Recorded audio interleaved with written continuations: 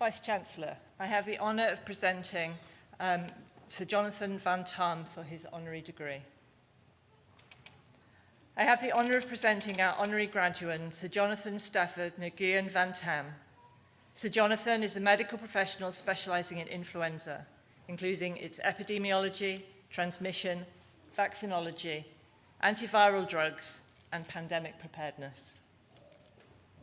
Sir Jonathan was Deputy Chief Medical Officer for England from October 2017 to March 2022. He played a significant part in the UK's response to COVID pandemic and is familiar to many of us here today due to his nationwide visibility during the daily COVID briefings. His unique approach to communicating science gained both the nation's attention and the 2022 David Attenborough Award for Public Engagement during the pandemic. Sir Jonathan was born and spent his childhood in Boston, Lincolnshire. He attended Boston Grammar School, where his father was also a maths teacher.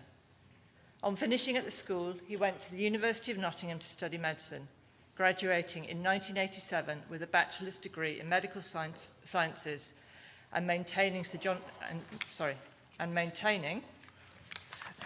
the family connection to the university. He is now the second of 3 generations to study there, with his father studying maths and physics in the 1960s and his daughter recently graduating as a nurse. He was awarded a Doctor of Medicine from Nottingham in 2001. After 5 years of hospital-based clinical medicine, Sir Jonathan pursued an academic training in public health and epidemiology, during which time he developed an interest in influenza and respiratory viruses. In 1997, he returned to Nottingham to become a senior lecturer at the university. Through the early 2000s, Sir Jonathan's scientific career progressed within the pharmaceutical industry, taking senior roles in SmithKline Beecham, Roche, and Aventis Pasteur MSD. In 2004, Sir Jonathan returned to the public sector through his appointment as consultant epidemiologist and head of the Pandemic Influenza Office at the UK Health Protection Agency. During this time, he also became a consultant on influenza to the World Health Organization. The pull of academia and his alma mater of the University of Nottingham was strong, however, and in 2007, Sir Jonathan returned there as Professor of Health Protection. The clinical and academic world has greatly benefited from Sir Jonathan's input, with publication of over 200 scientific papers, multiple book chapters, and a textbook, Pandemic Influenza, to his name. Sir Jonathan's scientific leadership has been second to none, having chaired the European Centre for Disease Prevention and Control, Expert Advisory Group on H5N1 human vaccines, and the UK New and Emerging Respiratory Virus Threat Advisory Group, we might know it as NERVTAG, from 2014 to 17. He has sat on the UK National Scientific Pandemic Influenza Committee and the UK Scientific Advisory Group for Emergencies, which we also know as SAGE. Stepping down as Deputy Chief Medical Officer in March 2022, Sir Jonathan returned to Nottingham, firstly as Pro-Vice-Chancellor for the Faculty of Medicine and Health Sciences, and then more recently as Senior Strategy Advisor in Medicine. Throughout his career, Sir Jonathan has been awarded numerous honours, though not all for his scientific endeavours. He was knighted in the 2022 New Year's Honours List for service to public health. However, he was appointed member of the Order of the British Empire in 1998 in recognition of his work in designing a medical kit to meet the special requirements of large groups of teenagers on camping expeditions. Sir Jonathan is perhaps less well known to us as Colonel JVT, if I may. Alongside his scientific career, Sir Jonathan has held a distinguished career within the Army Cadet Force, the ACF. Colonel JVT is Honorary Colonel for the Army Cadets Medical Support Volunteers and was himself an RAF Combined Cadet Force cadet, gaining over 20 hours of flying experience and his gliding wings. On graduating from medicine, he joined Lincolnshire Army Cadet Force as County Medical Officer and held a reserve commission in the Royal Army Medical Corps from 1988 to 2000. He has taken Army cadets on numerous expeditions in Snowdonia, and high-level trekking through the French Alps. In 2022, Colonel JVT returned to the ACF as an honorary colonel, supporting the development of young people towards fulfilling lives and future citizenship. He has led cadet teams for many years in the Cheviot 2000 fell race, involving a 22-mile mountainous course with 11 peaks, each one over 2,000 feet.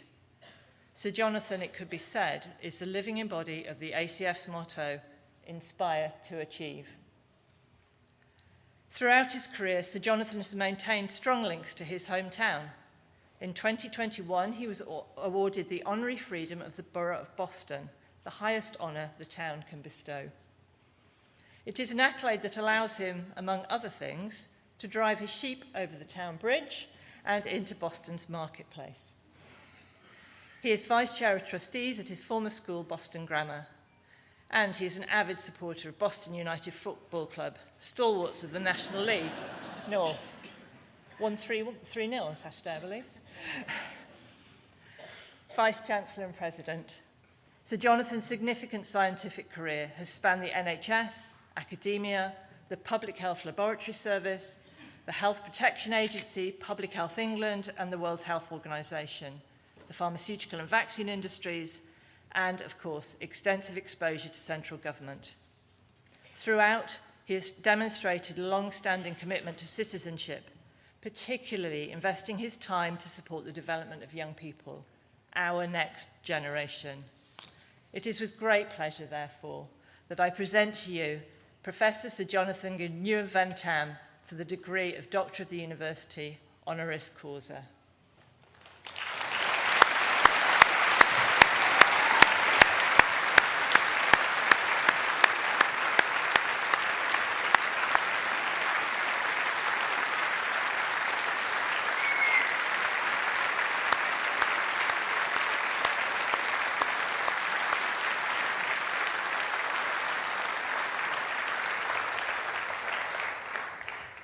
Through the power vested in me by the University of York, I have great pleasure in conferring upon you the degree of Doctor of the University, honoris causa.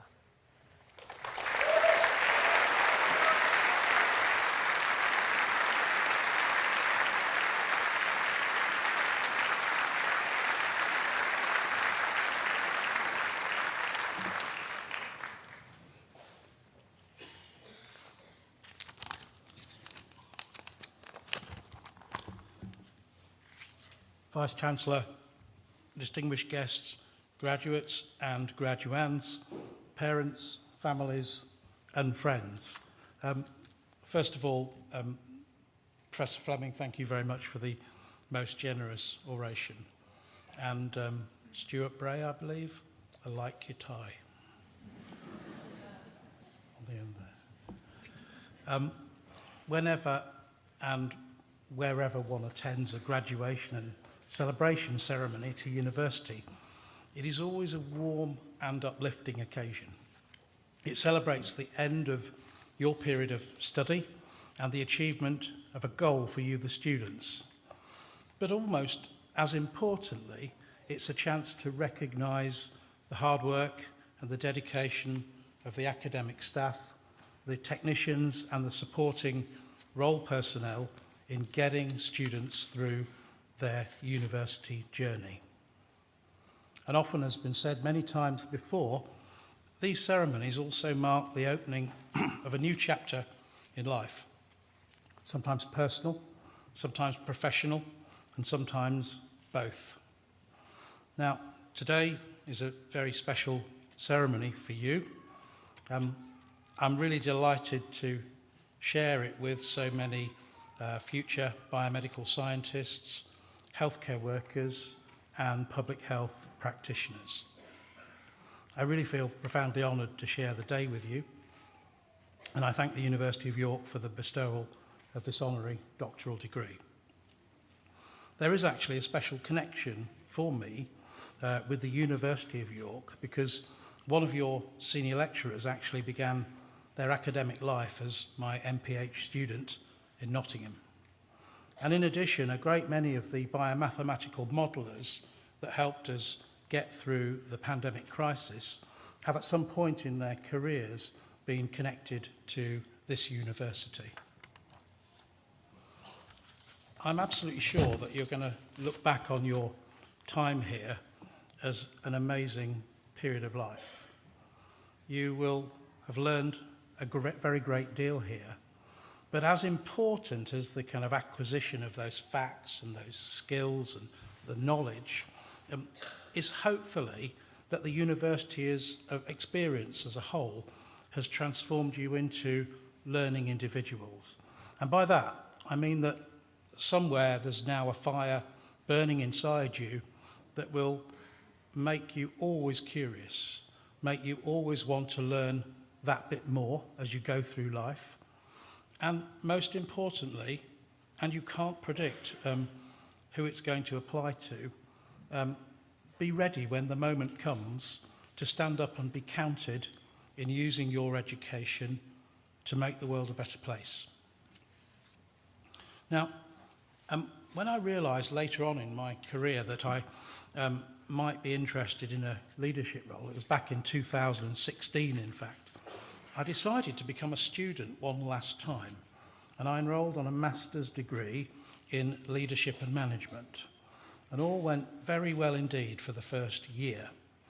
But after the first year, I was seconded to the Department of Health and Social Care as Deputy Chief Medical Officer, and the hours were long, and the daily commute from Lincolnshire took from getting up at 5:30 in the morning till getting home at 7:30 in the evening.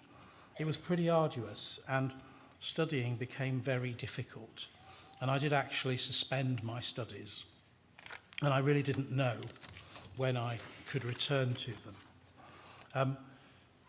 Next came the pandemic on top of all of this, 16 hours a day, 7 days a week in the beginning, and I just lost hope of finishing this course that I'd started.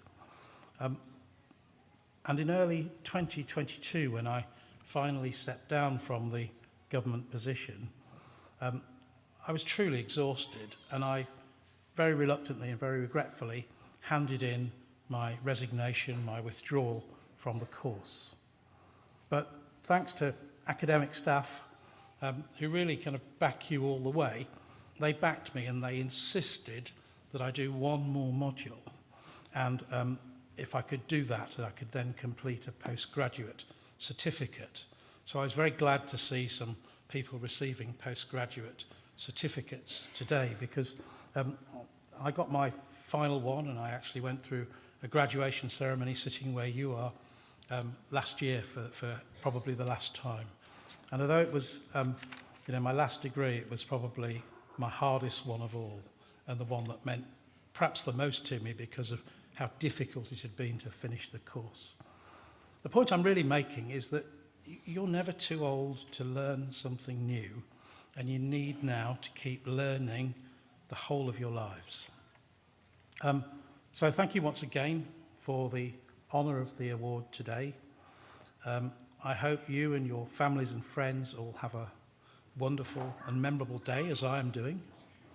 And even more, I hope that you remember the University of York with fondness, and I hope that you go out and change our world for the better.